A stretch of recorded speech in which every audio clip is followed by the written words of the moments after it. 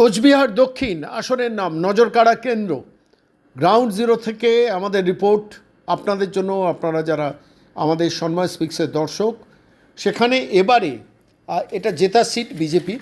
গতবার প্রার্থী ছিলেন নিখিল রঞ্জন দে, তিনি জিতেছিলেন এবং তিনি 5,000 ভোটে তৃণমূলের প্রার্থী অভিজিৎ দে ভৌমিককে হারিয়েছিলেন 2021-এ।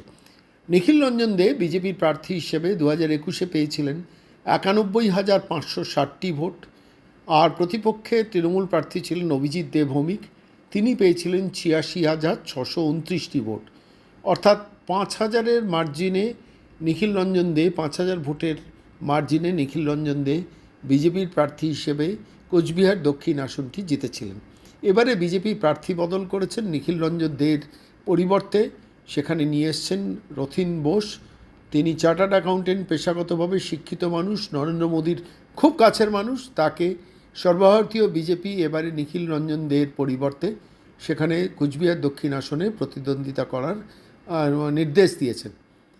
উল্লেখ্য যে তাঁর প্রতিপক্ষ কিন্তু গতবারে ওই কোচবিহার দক্ষিণ থেকে হেরে যাওয়া অভিজিৎ দে ভৌমিক, তিনি এবারেও প্রতিদ্বন্দ্বিতা করছেন তৃণমূলের টিকিটে এবং তিনি এই এই এই আসনে সাংঘাতিকভাবে তৃণমূল কংগ্রেসের পক্ষ থেকে প্রচারে জোর দেওয়া হয়েছে। আজকে যখন এই রিপোর্ট আপনাদের কাছে পেশ করছি, তার আগের দিন অভিনেতা দেবকে কোচবিহার দক্ষিণের প্রচারে নামানো হয়েছে, সেখানে তিনি রোড শো করেছেন।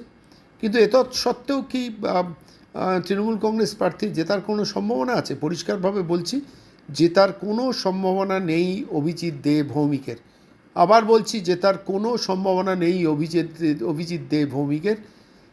এই কোচবিহার দক্ষিণ কেন্দ্রে যে গত বছর 86,629 ভোট পেয়েছিলেন, 5,000 ভোটে অভিজিৎ দে ভৌমিক গতবার হেরেছিলেন। এবারে রথীন বোস নতুন প্রার্থী, উজ্জ্বল ভাবমূর্তি, পরিচ্ছন্ন ভাবমূর্তি, শিল্প প্রতিষ্ঠানগুলোর সঙ্গে সম্পর্ক নিবিড় এবং একই সঙ্গে নরেন্দ্র মোদী ভারতবর্ষের প্রধানমন্ত্রীর সঙ্গে সম্পর্ক অত্যন্ত ভালো। শুরুতেই সাড়া ফেলেছেন গ্রাউন্ড জিরোতে, একদম সকাল দুপুর বিকেল দৌড়চ্ছেন, প্রচার শুরু করেছেন। একটু দেরিতে প্রচারে নামলেও কিন্তু ইতিমধ্যে প্রচারে ব্যাপক সাড়া ফেলেছেন। আমরা আজকে এই আসনের গ্রাউন্ড জিরো রিপোর্ট থেকে আপনাদের কাছে পরিষ্কারভাবে বলছি যে এই আসনে প্র্যাকটিক্যালি অ্যান্টি ইনকামবেন্সি ভোট, অর্থাৎ সরকার বিরোধী ভোটের সংখ্যা কিন্তু অনেক বেড়েছে। আমাদের বহু দর্শক আছেন যারা কোচবিহার দক্ষিণ থেকে আমাদের অনুষ্ঠান দেখেন, তাদের একাধিক ব্যক্তির সঙ্গে গত কয়েকদিনে কথা বলেছি। একজন ছাড়া প্রত্যেকে বলেছেন বিজেপি প্রার্থীর জেতা উচিত। আমরা জিজ্ঞেস করিনি তাদের যে বিজেপি প্রার্থী জিতবেন না তৃণমূল প্রার্থী জিতবেন। গতবারের বিজেপি প্রার্থী তো এবারে বদল হয়েছেন, তিনি মানুষ কেমন?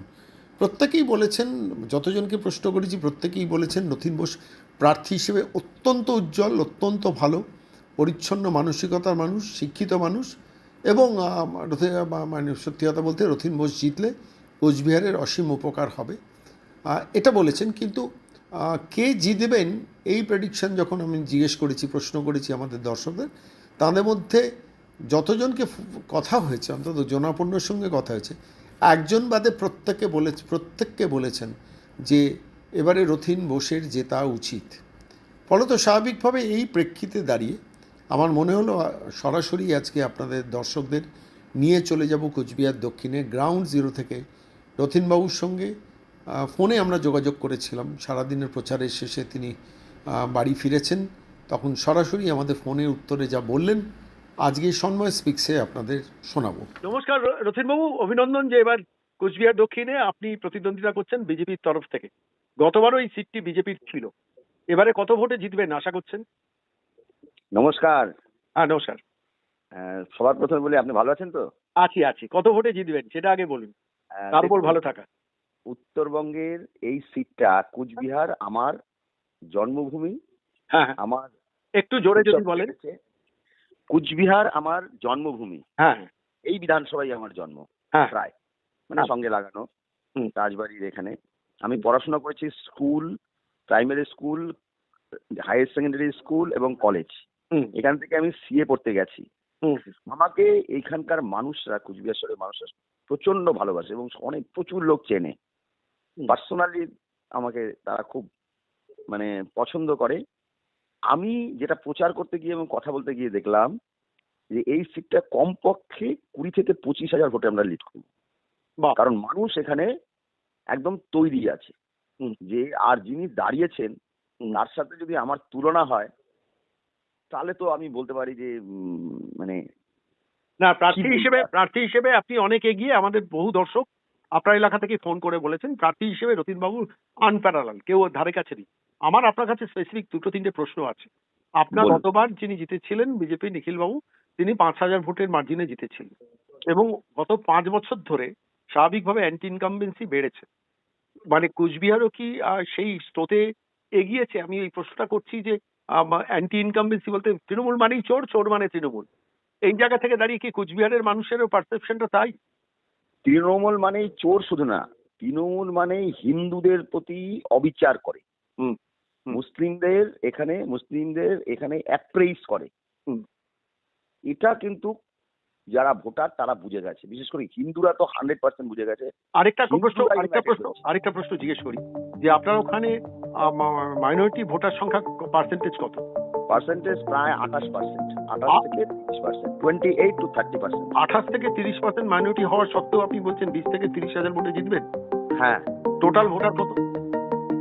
টোটাল ভোটার এখনো তো আমি টোটাল ফিগারটা পাইনি। হুম, তবে আমি যেটা দেখেছি যে গ্রামাঞ্চলে তৃণমূল কংগ্রেস চেষ্টা করছে যাতে মানুষ ভোট দিতে না পারে, অত্যাচার করছে পুলিশকে নিয়ে।